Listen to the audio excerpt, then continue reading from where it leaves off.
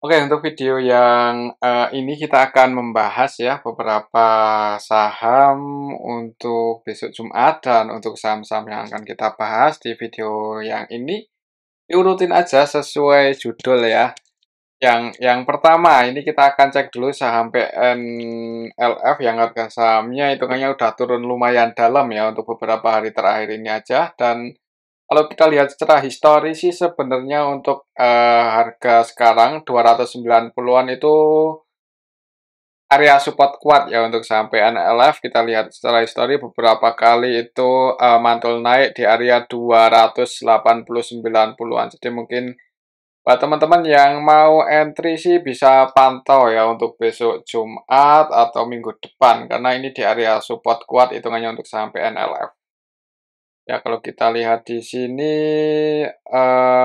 ya mungkin pantau di awal market ya, berarti ya untuk besok PNLF, kalau kita lihat candlenya udah mulai mengecil ini untuk badan candlenya. Kalau secara technical sih semoga aja besok kalau langsung hijau bisa paling nggak technical rebound ya. Jadi buat teman-teman yang mau scalpingan, bisa pantau untuk saham PNLF besok. Tapi kalau merah, cari aman aja, jangan buru-buru buat entry, kecuali bisa break lagi di atas 290, volumenya bagus. Nah, itu kesempatan mungkin yang mau scalping yang di saham PNLF ya.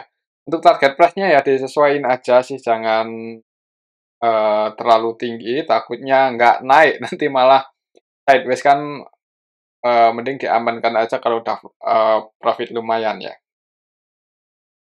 Coba kita lihat untuk transaksinya hari ini gimana untuk saham PNLF tanggal 15, ini malah di distribusi asing cukup banyak ternyata ya, 51,1 M. Net sell, kalau kita lihat untuk minggu ini aja aslinya udah net sell 142 M, jadi turunnya sampai NLF ini ya disertai distribusi asing yang lumayan banyak. Kita lihat lebih detail untuk saham PNLF hari ini untuk asingnya yang keluar itu ada siapa aja, ada YU paling banyak ya, net sell 30,4 M, kemudian AK ini versi asing juga keluar 22 M, DX ini malah 100% jualan 7,2 M ya. Jadi hari ini tanggal 15 Mei untuk saham PNLF di distribusi asing cukup banyak, lokalnya pun juga sebenarnya ada yang distribusi yaitu YU ya, versi lokal net sell 28 M dan hitungannya yang nampung malah didominasi broker-broker retail. Jadi hati-hati aja sih. Kalau lihat transaksinya sampai hari Kamis ini kurang bagus untuk PNLF. Kalau kita cek dalam minggu yang lalu, ini ya ini HIU terus jualannya sampai hari ini HIU-nya masih distribusi. Ini asingnya distribusi besar-besaran dan untuk lokalnya menampung ya. Kalau lokalnya net buy. Kita lihat gimana untuk pendapatan PNLF dan valuasinya sekilas saja. Untuk pendapatan kuartal 1 sih sebenarnya masih bagus ya, masih positif, secara tahunan naik, secara kuartalan naik. Cuman kenapa asing keluar ya? Kalau kita lihat untuk valuasinya juga ya PNLF memang nggak mahal ya dan hitungannya sangat menarik sih. PBV-nya 0,3 kali aja dan pernya 5 kalian. Jadi hitungannya secara valuasi sangat murah. Kemudian performanya juga masih bertumbuh. Ya, kesempatan sih buat teman-teman yang mau entry ya, kalau ada tanda-tanda pullback, beranilah kalau mau masuk di sampai NLF. Tapi kembali lagi untuk keputusannya tetap ada di tangan masing-masing ya. Untuk sampai NLF ini jarang ya, untuk bagi dividen itu jarang. Cuman kalau nggak salah pernah sih. Untuk dividen PNLF, mana? Di Stockbit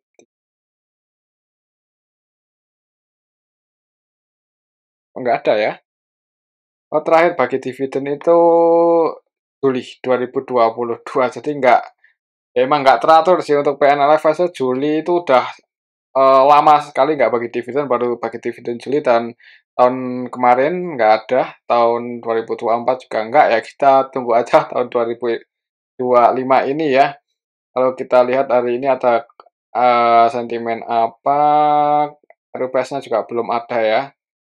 Agustus ya terakhir bagi dividen cuman sekali tok ini ya kalau di Stockbit. Jadi emang jarang sih ya untuk saham PNLF ini jarang bagi dividen. Jadi profit pun juga ya percuma ya kalau nggak dibagiin ke dividen, pemegang sahamnya nggak kasih dividen dikit-dikit, kurang menarik juga mau net, income-nya naik terus cukup signifikan cuman nggak dapat dividen ya ya nggak tahu ya itu real atau enggak ya profitnya. Jadi ya mungkin, bisa pantau aja lah kalau volatilitasnya tinggi cukup menarik untuk sampai NLF ya. Oke, cuman beberapa hari terakhir ini aslinya cenderung keluar sih, jadi hati-hati aja ya kalau, misal besok merah. Oke, itu untuk sampai NLF, kalau buat technical rebound sih kayaknya masih cukup mungkin, jadi bisa dipantau kalau rame. Selanjutnya kita akan cek saham, BBTN ya, udah cukup lama nggak kita bahas, harga sahamnya sih udah naik lumayan tinggi di level 1.200-an lagi setelah kemarin itu sempat nyentuh 700-an ya. Mungkin buat teman-teman yang udah ambil di bottom ini ya bentar lagi bagger mudah-mudahan ya. Harga 1.400 itu masih sangat mungkin untuk saham Bank BTN ya, valuasi di harga 1.200-an ini juga sebenarnya nggak terlalu mahal juga ya, nggak terlalu mahal. Dan kalau nggak salah beberapa waktu terakhir ini sebagian investor retailnya cenderung keluar untuk saham BBTN kalau mengikuti pergerakannya ya. Jadi, ya pendapatannya juga masih lumayan bagus kayaknya untuk BBTN di kuartal 1 naik kayaknya. Untuk kuartal 1 ini naik ya dibandingkan kuartal 1 tahun 2024. Jadi mudah-mudahan aja performanya mulai bagus lagi. PBV di harga sekarang itu cuma 0,5 dan normalnya biasanya itu di angka 07, 08 itu pun kayaknya sangat mudah ya buat BBTN mudah-mudahan ke level PBV 0,8. Trennya 4 kali 5 kalian, jadi secara valuasi ini sangat masih sangat murah, nggak mahal-mahal banget juga ya untuk bank yang tiap tahunnya masih profit dan tiap tahun juga bagi dividen ya, walaupun payout ratio-nya nggak terlalu gede, 20%-an aja. Ya 20% ya untuk dividen payout ratio untuk BBTN ini. Dan tahun kapan tuh ya reg issue. Jadi ya mudah-mudahan ke depannya BBTN makin bagus. Kita lihat aja nanti pendapatan kuartal 2-nya gimana. Kalau untuk teknikalnya sih ini kelasnya pas di resist ya 1240-an itu area resistnya. Mencoba buat break sih untuk hari ini tapi masih belum berhasil. Untuk besok mungkin pantau aja 1245 ini. Kalau bisa break di atas itu, volumenya bagus sih, kayak nggak menutup kemungkinan untuk BBTN mulai ngejar 1.370-an ya. Coba kita lihat di sini untuk BBTN, investor asing cenderung keluar sih. Kalau kita lihat, oh masih lumayan banyak sih untuk retail ya di atas. Cuman ini sedikit melandai turun sih, jadi ya mudah-mudahan investor, retailnya ya bulan April kemarin udah mulai berkurang 1.000-an lebih dan, bulan Mei ini berdoa aja supaya investor retailnya mengurangi porsi di BBTN ya. Jadi ada potensi untuk BBTN mulai rebound naik. Oke, mungkin seperti itu aja ya untuk saham BBTN. Oh ya, kita belum cek untuk transaksinya. Dari kemarin sih sebenarnya udah ada yang akumulasi untuk BBTN ya, BB versi asing kemarin tuh. Untuk hari ini tanggal 15, BB-nya masih masuk 2,5 M, kemudian ada CC versi asing yang akumulasi lumayan banyak ya, 19 M-an. Untuk asingnya sendiri hari ini Netcell ya, aslinya Netcell, cuman ya ini sih diakumulasi oleh BB versi CC versi lokal ya. Secara keseluruhan juga masih ada yang akumulasi yaitu CC, tapi sebagian investor retail juga ada yang masuk. Ya mungkin besok ini aja sih ya, mantau 1245.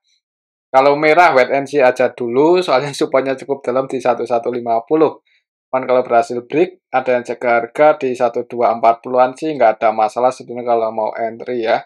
Kalau untuk swing nanti target price-nya di 1380, cuman kalau jebol di bawah 1240 lagi, kalau udah breakout malah jebol lagi, nah itu kalau mau antisipasi ya disclaimer ya, kalau mau di cut loss dulu nanti ambil di harga yang lebih bawah ya. Cuman kalau lihat IHSG-nya mulai bullish, kalau IHSG besok juga nggak koreksi, nggak jebol spotnya lagi, itu potensi untuk BBTN juga bullish ya.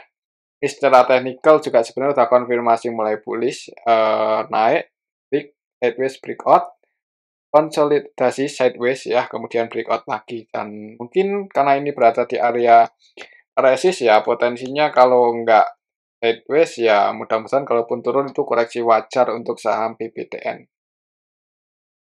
Oke, itu untuk saham Bank BTN ya. Selanjutnya kita akan cek saham BRIS. Sudah cukup lama nggak kita bahas ini untuk saham BRIS.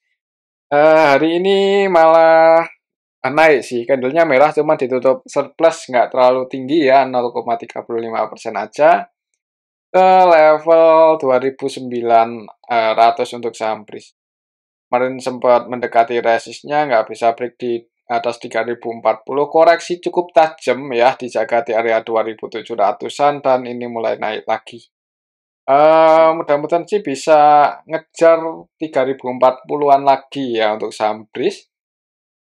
Kita lihat aja untuk minggu depan, soalnya kalau untuk besok hari Jumat ya, ya lihat aja besok sih kalau ramai mudah-mudahan bisa ngejar 3.040 untuk saham BRIS ya. Coba kalau kita lihat di sini, untuk transaksinya untuk saham BRIS hari ini tanggal 12, kok 12, hari ini tuh tanggal 15 ya. Untuk minggu ini sih masih net buy dan hari ini asingnya masuk lagi. Dan harga sahamnya belum naik terlalu tinggi ya untuk saham BRIS dibandingkan ke bank-bank yang lain. Jadi kayaknya bisa dipantau sih untuk saham BRIS, siapa tuh tiba-tiba rebound tinggi lagi kan lumayan ya untuk saham BRIS ini. Kalau kita lihat di sini hari ini tanggal 15 Mei ada yang akumulasi RX untuk asingnya.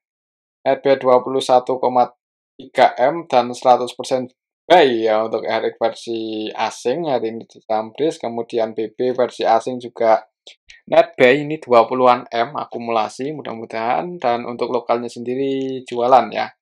SQ paling banyak 26 M dan sebagian broker-broker retail juga keluar di saham BRIS. Harga sahamnya hari ini nggak terlalu banyak pergerakan ya, malahan cenderung merah ini candlenya. Untuk support terdekatnya di 2860, tapi kalau menurut saya sih kayaknya ada potensi buat ngejar 3040, 3050 ya dalam waktu dekat ini. Malahan buat break di atas itu sebenarnya sangat mungkin kalau melihat IHSG-nya mulai bullish ya. Kalau break di atas 3050, mulai ngejar 3350-an untuk saham BRIS. Oke, itu untuk saham BRIS ya, dan hitungannya performanya cukup bagus sampai kuartal 1 tahun 2025 ini masih terus bertumbuh ya untuk net income-nya. Oke, itu untuk saham BRIS. Selanjutnya kita akan cek saham Arto. Ini juga cukup lama sekali nggak kita bahas ya. Harga sahamnya masih cenderung sideways, beberapa kali itu mencoba buat break di atas 2000, kayaknya agak gagal-gagal terus ya. Ini sideways-nya sih udah kayaknya lumayan lama sih untuk saham Arto ya. Kalau melihat perbankan utamanya udah mulai ngegas sih, mudah-mudahan untuk Arto ini juga segera break di atas 2000.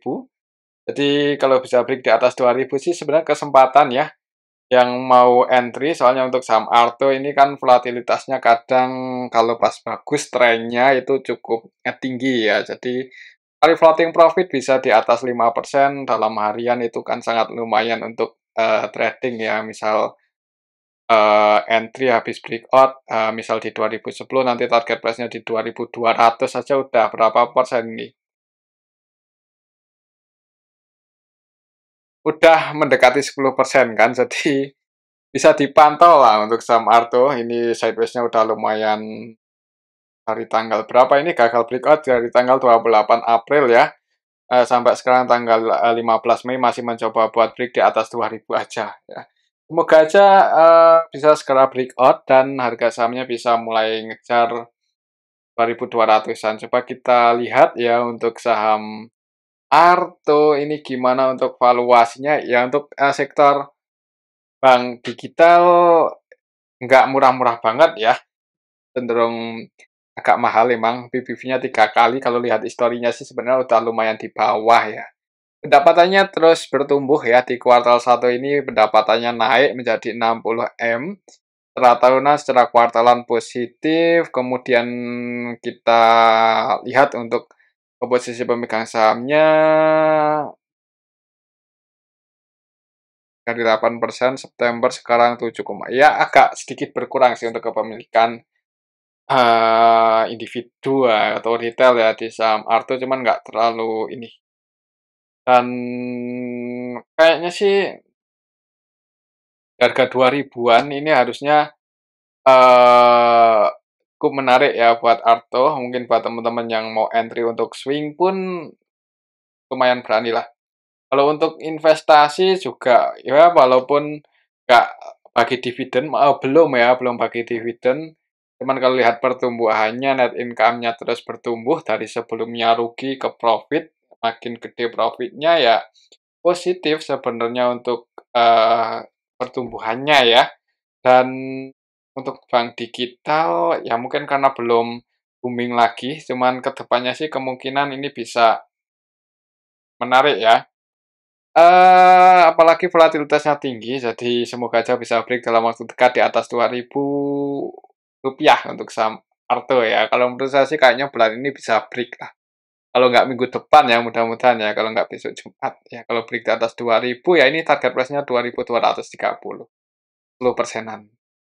Oke, itu untuk saham Arto. Selanjutnya kita akan cek saham Sido Muncul yang hari ini itu XDAT ya. Untuk saham Sido Muncul hari ini XDAT, jadi ya hitungannya nggak terlalu dalam sih untuk penurunan Sido di di XDAT ini ya. Ini juga ya lumayan sih, tetap konsisten tiap tahun 2 kali ya. Secara teknikal ini juga ada di bottom sebenarnya, jadi kalau mau entry sih yang penting sabar aja ya. Buat teman-teman yang pengen beli saham cuman nggak suka dengan yang volatilitas tinggi, selain Bank BCA ya SIDO ini mungkin bisa jadi pilihan ya. Tinggal nanti kita lihat kuartal 2-nya gimana. Kalau untuk saham SIDO itu biasanya tergantung net income-nya. Kalau net income-nya naik, ya harga sahamnya ngikuti naik ya. Harga sekarang. Cuman minusnya ya untuk saham SIDO itu terlalu banyak retail lah. Beberapa waktu terakhir ini ada buyback ya dari pengendalinya, jadi ada hal yang menarik juga sih untuk saham SIDO, yang penting sabar aja, ini bukan saham gorengan ya, jadi kemungkinan buat digoreng itu masih sangat kecil, walaupun masih ada potensi digoreng sih untuk saham SIDO. Tapi ya tunggu rame lah, untuk beberapa waktu terakhir kan sepi. Dan kalau masih cenderung sepi sih harganya kemungkinan nggak kemana-mana, kalaupun naik juga kayaknya nggak terlalu tinggi. Oh ya, untuk Arto tadi belum kita cek ya untuk transaksinya hari ini untuk Arto tanggal 15 malah cenderung didistribusi sih ini oleh YO bagian retail masuk, dan untuk nilai transaksinya juga paling gede YP cenderung scalpingan ya. Itu untuk saham Arto masih sama ya, pantau resisten aja. Kemudian untuk saham Sido Muncul ya hari ini retailnya terus masuk ya, jadi ini sih, soalnya untuk saham Sido itu kan ketika trennya bagus ya, naik terus, bullish terus, belum terjadi koreksi dalam, itu ya dikompor-kompori, bukan dikompor-kompori ya. Banyak yang merekomendasikan buat investasi di saham Sido karena ya katanya ya saham yang bagus. Cuman ya tetap ya kalau terjadi penurunan kinerja dan tahun kemarin tuh naik karena apa ya, untuk saham itu kayaknya produknya dinaikin ya harganya, jadi pendapatannya naik. Untuk penjualan sih kemungkinan ya bisa jadi turun malahan ya, cuman karena eee, harga per itemnya naik, jadi net income-nya naik. Ya ini kelihatan kuartal satunya negatif ya untuk saham situ. Negatif ini bukan rugi ya, cuman net income-nya berkurang. Untuk saham situ ini kita lihat ya, ini untuk saham situ kuartal satunya kurang agak mengecewakan, secara kuartalan, secara tahunan turunnya cukup signifikan. Kalau kita lihat di sini investor lokalnya, ya sebenarnya konsistensi untuk, pemegang saham untuk retailnya ya naik, cuman nggak tinggi banget. Eh, di harga sekarang ya untuk saham situ kayaknya masih pantau ini aja sih, nanti kuartal 2-nya gimana, semoga aja positif ya, jadi ada potensi buat naik. Di harga sekarang dari balance sheet sangat sehat untuk saham situ, jadi neraca keuangannya masih sangat kuat, cuman emang performanya lagi turun aja, sehingga harga sahamnya belum bisa naik dulu ya. Mungkin seperti itu sih untuk, saham Sido, menariknya di sini ada, Hotel Candi Baru ini, apa, pengendalinya saham Sido itu melakukan buyback beberapa kali ya, cenderung beli lagi. Dan komposisi pemegang sahamnya masih cukup bagus, ya, masyarakatnya cuma 22% aja. Ya harusnya sih aman ya kalau untuk jangka panjang, yang penting sabar aja untuk saham Sido. Oke, itu untuk saham Sido ya. Kayaknya beberapa waktu ke depan habis bagi dividen kalau belum ada sentimen yang bagus, mungkin cenderung sideways di area sini sih. Dan untuk saham Sido sendiri juga nggak terlalu mengikuti IHSG ya. Jadi, ya kalau mau trading, scalping, mending cari saham yang lain dulu.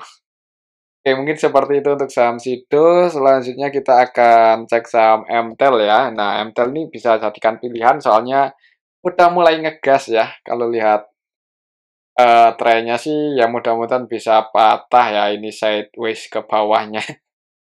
Ya, kita lihat aja apakah bisa break di atas 700 dalam waktu dekat ini. Kalau bisa break di atas 700, volumenya bagus ya, ada potensi mulai bullish untuk saham MTEL ya.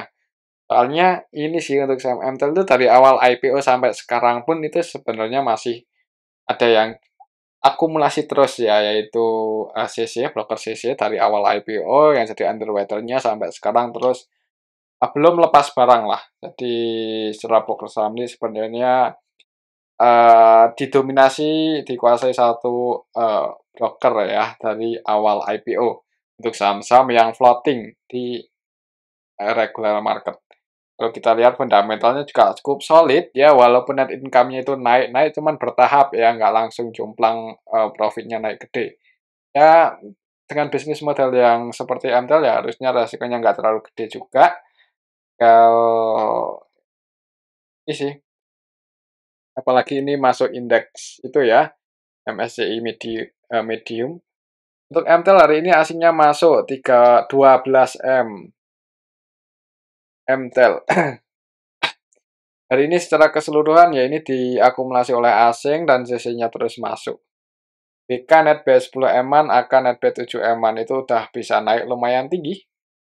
Berapa persen hari ini naiknya 3%-an ya. Kalau secara teknikal ya itu target price-nya kalau besok naik ada di 700, mungkin buat teman-teman yang mau taking profit sebagian, udah floating profit bisa dipertimbangkan level 700 ya. Dan kalau kita lihat historinya ya kurang bagusnya di sini untuk saham MTEL itu 2 kali ninggalin gap up yang hitungannya lumayan lebar ya, pas terutama pas tanggal 14 ya. 13, 9 gap up-nya lumayan lebar. Hari ini juga open gap atas ya, setelah kemarin nyentuh resist 650 gagal breakout, hari ini langsung breakout. Oke, itu untuk saham MTEL, support-nya di 650 dan resistennya di 706,95. Mudah-mudahan naik dulu ya sebelum koreksi turun, mudah-mudahan naik dulu nguji resistnya di 695. Oke, itu untuk saham MTEL. Selanjutnya kita akan cek saham Avia, ini hitungannya udah naik lumayan tinggi dan beberapa hari terakhir ini sideways ya. Kalau kita lihat dari awal IPO hitungannya udah turun cukup dalam untuk saham Avia ya. Jadi secara valuasi hitungannya udah nggak semahal yang dulu. Untuk saham Avia kita coba cek ya untuk valuasinya gimana. Avia. Fundamentalnya cukup solid ya untuk saham Avia ini, walaupun valuasinya itu nggak murah-murah banget, cuman fundamentalnya cukup solid. Ya 11-12 lah untuk fundamental Avia sama Sido ya sebenarnya ya. Cuman kayaknya lebih menarik di Avia sih, soalnya untuk Avia itu dari net income-nya itu bertumbuh konsisten ya dengan ya jualan cat kan jadi, eee, ya kemungkinan sih aman ya kalau lihat bisnis modelnya. Kemudian kalau kita lihat di sini PBV-nya 2 kali, ya hitungannya udah nggak setinggi yang awal-awal IPO 4, 5 kalian ya. PER-nya 15, 16, ya sebenarnya nggak murah-murah banget, tapi melihat fundamentalnya yang cukup solid, neraca keuangannya juga cukup sehat, nggak punya hutang juga ya, cashnya 2 triliunan, dan tiap tahun juga bagi dividen. Yield-nya lumayan ya, 70-80-an%. Kok yield payout DPR ya, dividen per aksinya lumayan. Kalau kita lihat di sini market cap-nya 28 triliun, kualitasnya